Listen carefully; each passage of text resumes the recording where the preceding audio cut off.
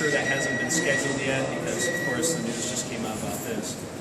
What happens then is the ALJ makes his or her decision and then presents it to an impartial DNR employee who can either agree or disagree with that.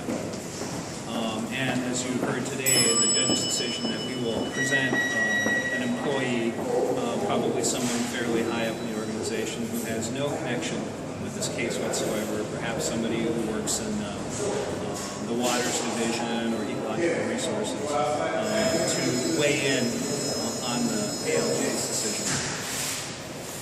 Your position moving forward with this is still, though, that you're still seeking to revoke the permit of Dr. Rogers. Yeah, I mean, the commissioner's preference is that this activity stops. Their image is this pretty much destroys his legacy, right? If he can't call himself a bear researcher in the pure sense of the Well, let's remember that Dr. Rogers has an educational facility where he has captive bears. Those bears also hibernate during the year.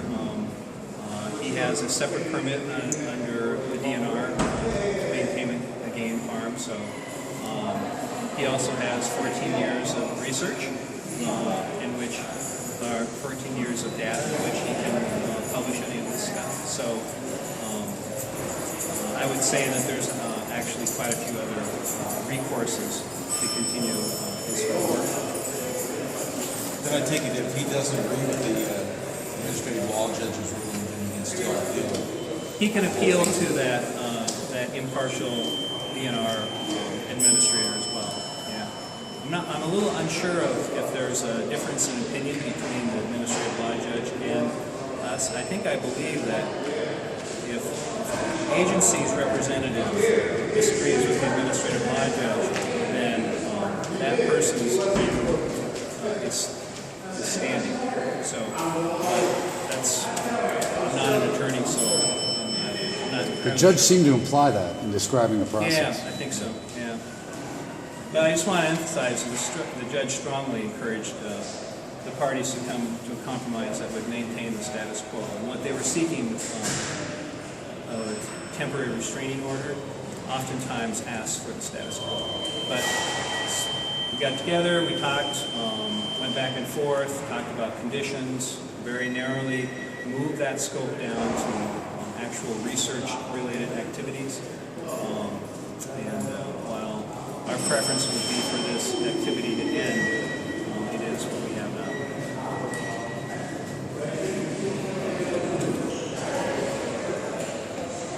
Any more questions?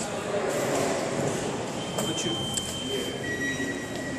Is there any merit to the possibility that a bear was taken last night as a nuisance bear? I don't have any information about that. Okay. Is there a bear taken last night? There may or may not have been. I don't know. I heard the rumor there might be, but I haven't heard anything further. No, I haven't heard anything like that either. If it was one of Rogers' bears, I assume you would have heard. Yeah, I've been maintaining my email contact quite a bit, so yeah, I haven't seen anything. If the DNR accidentally traps a Rogers bear, do they return? I'm sorry? If the DNR is the trapping process, We don't do any. We don't have any trapping that's going on up in that neck. You don't? No. All of our collared bears are outside of that area. I see. And we have collars on them right now. So the idea of the DNR accidentally trapping a Rogers bear, that's not going to happen. Not possible. I will mention, our research in doing collared bears really focuses on management, so it helps us make management decisions about how to structure hunting seasons and what the population is on the landscape. And it also helps us, actually we have a project going on where we're looking at blood chemistry and looking at what kind of blood chemistry occurs during the hibernation process. Dr. Dave Garshels has been doing that research, and I might mention that I think he has well over 40 peer-reviewed articles that he's published on Minnesota bear research and bear research in other parts of the world.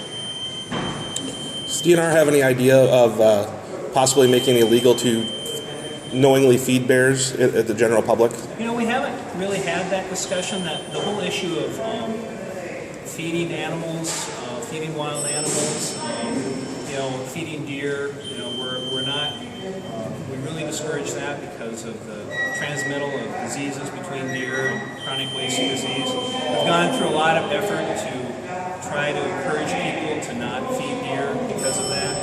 And we go through a lot of efforts not to encourage, or to encourage people not to feed bears as well. Do you have any comments on the wolf permits being dropped, being lowered? The number? Oh, you'd have to ask me about that. I think we had a press conference earlier today. Okay, somebody else did it. So yeah. But John, you can certainly swing by the agency later on this afternoon. There'll be someone there that you can interview, as long as you're in St. Paul. Yeah, I'm just anticipating them asking me, did he talk about the wolf thing too? Yeah. You guys all done? Done. Those two